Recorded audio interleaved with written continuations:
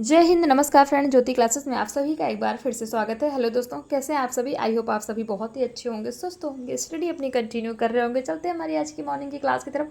सभी को सुप्रभात, गुड मॉर्निंग। देखते हैं आज के दिन क्या कुछ खास बात है फ्रेंड। 9 जुलाई के बारे में कुछ डिस्कशन कर लेते हैं कि आज के दिन को हम किस दिवस के रूप में मनाते हैं। देन चलते हैं हमारी क्लास की तरफ। तो फ्रेंड्स, वैसे तो बहुत सारे डे मनाए जाते हैं हर दिन, बट जो इम्पोर्टेंट होता है हम उन्हीं डे के रूप में जानते हैं। तो ध्यान दीजिएगा, आज के दिन दो इंपॉर्टेंट डे मनाए जाते हैं। कौन कौन से? राष्ट्रीय चीनी कुकी दिवस। कौन सा? राष्ट्रीय चीनी कुकी दिवस अर्थात नेशनल शुगर कुकी डे। और राष्ट्रीय विद्यार्थी दिवस अर्थात नेशनल स्टूडेंट डे के रूप में आज के दिन को मनाया जाता है। ध्यान दीजिएगा, हमने 2 डे देखे। कौन सा? राष्ट्रीय चीनी कुकी दिवस और राष्ट्रीय विद्यार्थी दिवस अर्थात नेशनल स्टूडेंट डे भी आज 9 जुलाई को ही मनाया जाता है। यह दिन एबीवी की स्थापना दिवस के रूप में मनाया जाता है। कौन सा? राष्ट्रीय विद्यार्थी दिवस किसके रूप में मनाया जाता है? तो एबीवी की स्थापना दिवस के रूप में मनाया जाता है। अब ये एबीवीपी है क्या? तो फ्रेंड्स, एबीवीपी अखिल भारतीय, ध्यान दीजिएगा क्या है इसका, तो अखिल भारतीय विद्यालय परिषद। एबीवीपी है क्या? तो अखिल भारतीय विद्यालय परिषद, यानी कि अखिल भारतीय विद्यालय परिषद की स्थापना दिवस के रूप में राष्ट्रीय विद्यार्थी दिवस अर्थात नेशनल स्टूडेंट डे मनाया जाता है। और ये एबीपी करता क्या है, यानी कि अखिल भारतीय विद्यालय परिषद का कार्य क्या है? तो यह भारत का एक छात्र संगठन है जो शिक्षा और छात्रों के हितों के लिए कार्य करता है। ध्यान दीजिएगा, एबीवीपी है क्या? तो भारत का एक छात्र संगठन है जो शिक्षा और छात्रों के हितों के लिए कार्य करता है।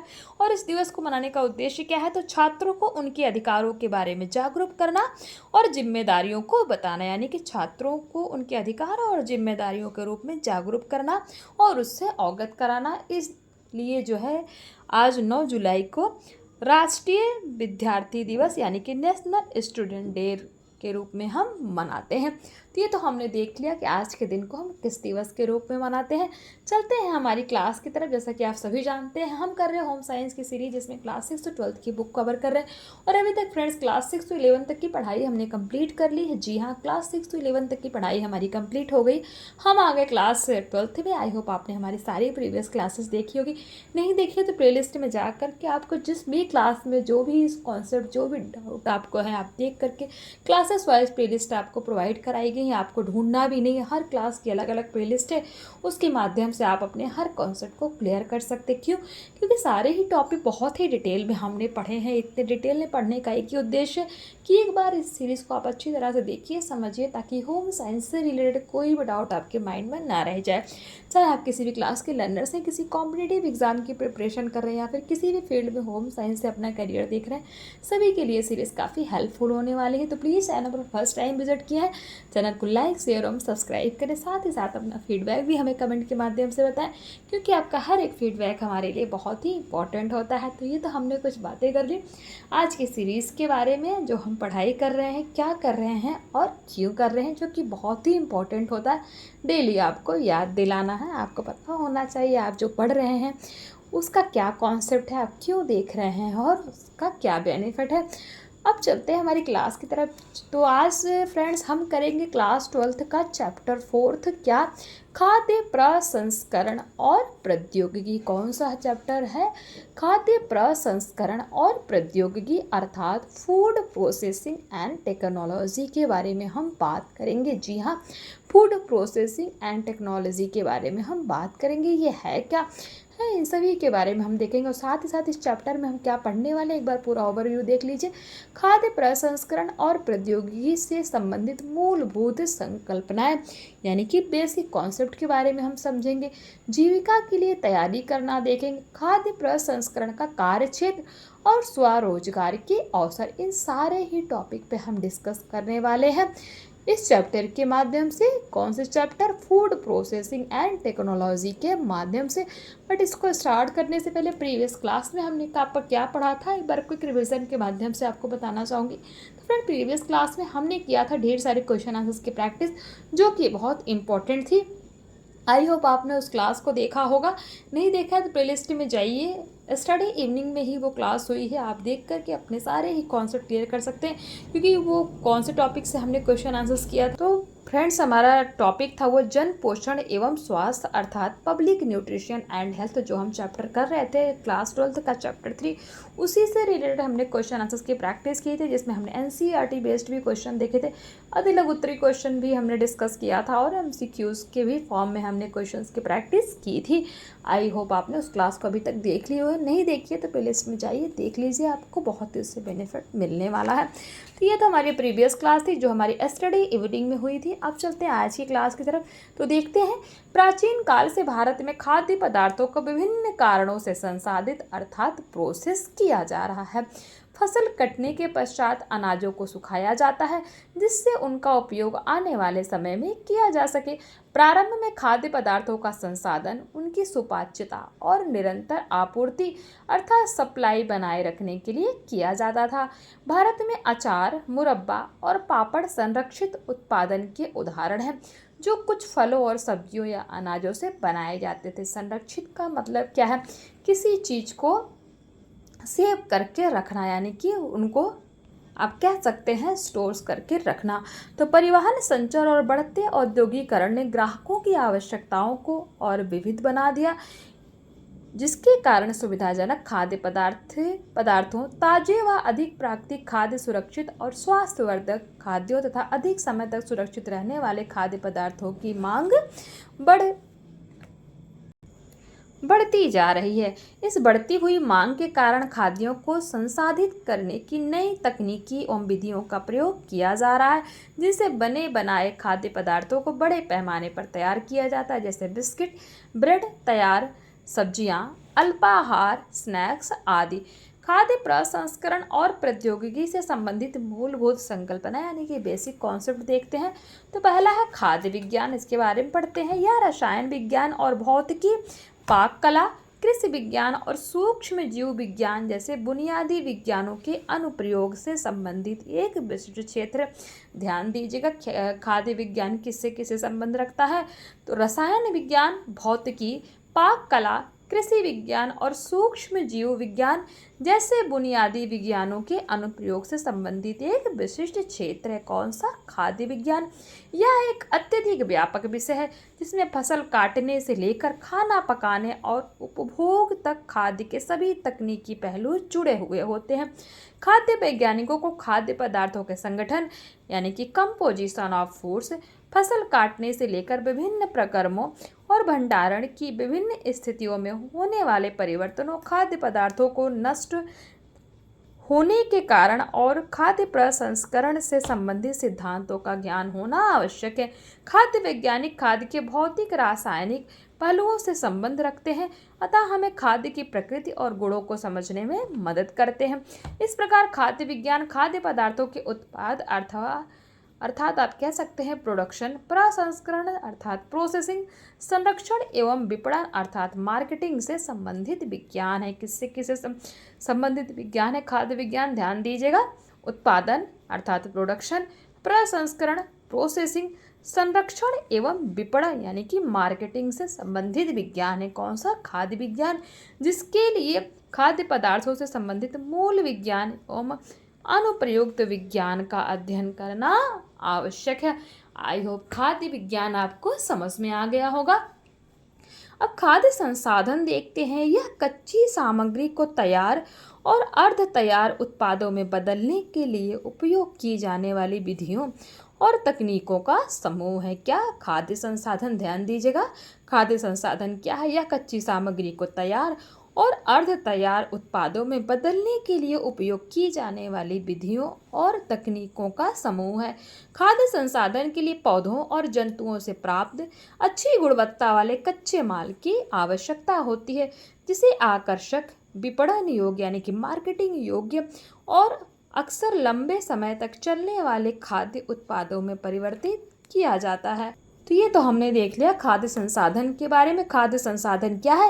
यह कच्ची सामग्री को तैयार और अर्ध तैयार उत्पादों में बदलने के लिए उपयोग की जाने वाली विधियों और तकनीकों का समूह है। तो आई होप आपको खाद्य संसाधन समझ में आ गया होगा। खाद्य प्रौद्योगिकी के बारे में देखते हैं। तो यह विज्ञान का ऐसा क्षेत्र है, ध्यान दीजिएगा, खाद्य प्रौद्योगिकी क्या है? यह विज्ञान का एक ऐसा क्षेत्र है जिसमें वैज्ञानिक अनुप्रयोगों के ज्ञान और खाद्य उत्पादन के कानूनी नियमों का व्यवहारिक रूप से उपयोग होता है। खाद्य प्रौद्योगिकी विभिन्न खाद्य पदार्थों का उत्पादन करने के लिए खाद्य विज्ञान और खाद्य अभियांत्रिकी का उपयोग करती है और उसका लाभ उठाती है। खाद्य प्रौद्योगिकी से खाद्य पदार्थों के चयन, भंडारण, संरक्षण, संसाधन, पैकेजिंग आदि कौशलों का विकास होता है। खाद्य प्रौद्योगिकी एक अन्य महत्वपूर्ण पहलू उत्पादित सभी खाद्य पदार्थों को बचाना और उनका उपयोग करना है। खाद्य उत्पादन देख लेते हैं। इसमें बढ़ती आबादी की विविध आवश्यकताओं को पूरा करने के लिए खाद्य प्रौद्योगिकी के सिद्धांतों का उपयोग करके खाद्य उत्पादों का बड़े पैमाने पर उत्पादन किया जाता है।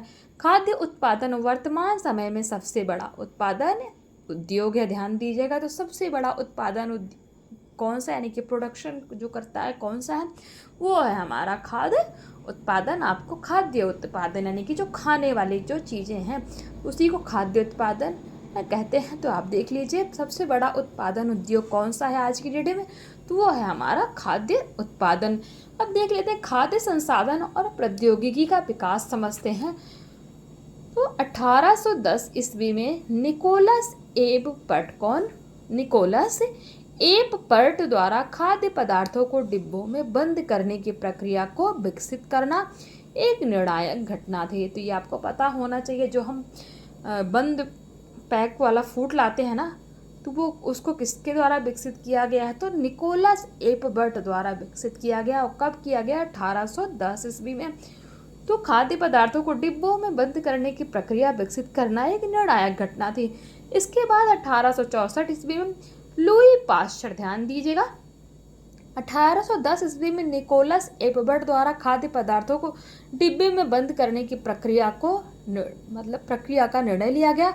और उसके बाद 1864 ईस्वी में ही लुई पाश्चर द्वारा अंगूरी शराब के खराब होने पर शोध, उसे खराब होने से कैसे बचाएं, खाद्य प्रौद्योगिकी को वैज्ञानिक आधार देने का पहला प्रयास था। पाश्चर ने अल्कोहल, सिरका, अंगूरी शराब और बियर के अतिरिक्त दूध के खट्टे होने पर भी शोध किया है, यानी कि उस पर भी रिसर्च किया कि दूध खट्टे कैसे हो जाते हैं। उन्होंने रोग उत्पन्न करने वाले जीवों को नष्ट करने के लिए पाश्चुरीकरण अर्थात पाश्चुराइजेशन को विकसित किया। ध्यान दीजिएगा, तो पाश्चुराइजेशन को विकसित किसके द्वारा किया गया, तो वो किया गया फ्रेंड्स लुई पाश्चर द्वारा। ध्यान दीजिएगा, किसके द्वारा, लुई पाश्चर द्वारा। और कब किया गया, 1864 में। ध्यान दीजिएगा, पाश्चुरीकरण क्या है, जो हमारा पाश्चुरीकरण यानी कि पाश्चुराइजेशन है, वो क्या है, खाद्य की सूक्ष्म जीवों से सुरक्षा सुनिश्चित करने के लिए महत्वपूर्ण कदम था। खाद्य प्रौद्योगिकी का उपयोग सबसे पहले सेना की आवश्यकताओं की पूर्ति के लिए हुआ। 20वीं शताब्दी में विश्व युद्धों, अंतरिक्ष में खोज और उपभोक्ताओं द्वारा विभिन्न उत्पादों की बढ़ती मांग ने खाद्य प्रौद्योगिकी के विकास में योगदान दिया। 20वीं सदी में कामकाजी महिलाओं की आवश्यकताओं की पूर्ति करने के लिए प्रौद्योगिकियां विकसित हुई। साथ ही खाद्य उद्योग पोषण संबंधी मुद्दों पर ध्यान देने के लिए बाध्य हुआ। भोजन से जुड़ी मान्यताएं और रुचियां बदली। खाद्य प्रौद्योगिकी विदों अर्थात फूड टेक्नोलॉजिस्ट्स ने नई तकनीकों का उपयोग कर सुरक्षित और ताजे खाद्य उपलब्ध कराने का प्रयास किया। खाद्य प्रौद्योगिकी ने विविध प्रकार के सुरक्षित और सुविधाजनक खाद्य पदार्थ उपलब्ध कराए हैं। तेजी से विकसित हो रहे इस क्षेत्र ने सभी स्तरों पर रोजगार के रास्ते भी खोल दिए। तो ये आपको समझ में आ गया होगा खाद्य संसाधन और प्रौद्योगिकी का विकास। अब देखते हैं खाद्य संसाधन और संरक्षण का महत्व। तो खाद्य पदार्थों को अधिक उपयोगी, सांद्रित, लंबे समय तक अस्थायी रहने योग्य और स्वादिष्ट खाद्य पदार्थों अथवा पेय पदार्थों में बदलने के लिए विभिन्न प्रकार के प्रक्रम उपयोग में लाए जाते हैं। दूसरी तरफ गृहिणियों को खाना बनाने में समय की बचत होती है और खाने में भी विभिन्नता आ जाती है। खाद्य पदार्थों के संसाधन करने से भंडारण, ले जाने, स्वाद और सुविधा में बढ़ोतरी से उत्पादों का महत्व बढ़ जाता है।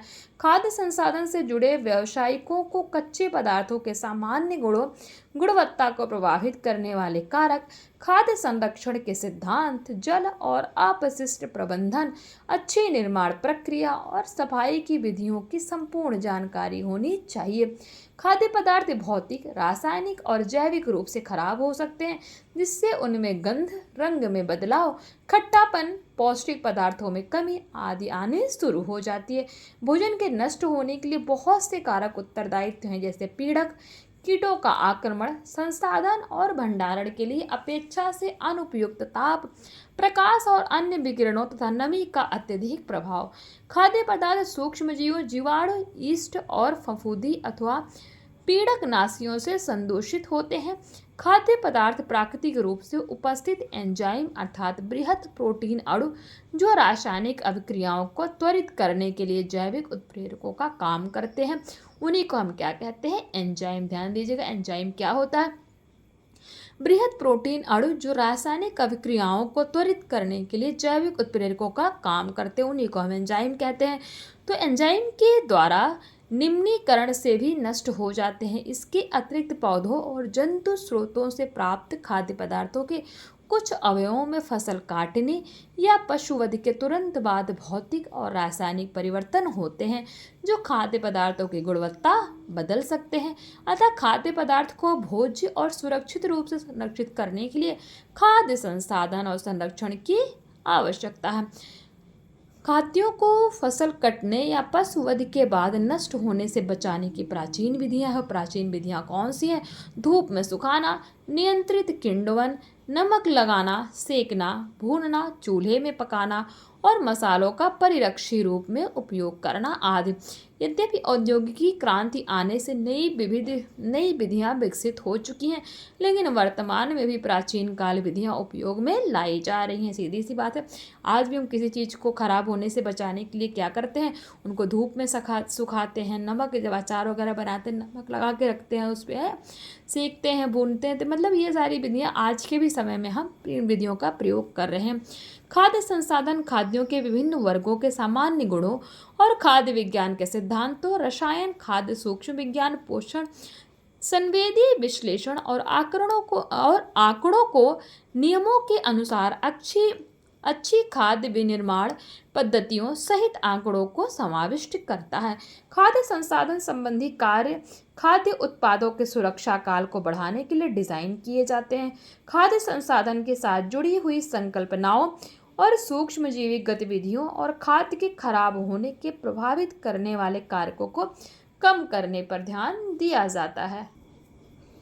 जीवाणु, कवक, यीस्ट और फफूंदी भोजन पदार्थों को नष्ट करने वाले मुख्य सूक्ष्म जीव हैं। ध्यान दीजिएगा, जीवाणु, कवक, यीस्ट और फफूंदी जो होते हैं वो भोज्य पदार्थों को नष्ट करने वाले मुख्य सूक्ष्म जीव हैं।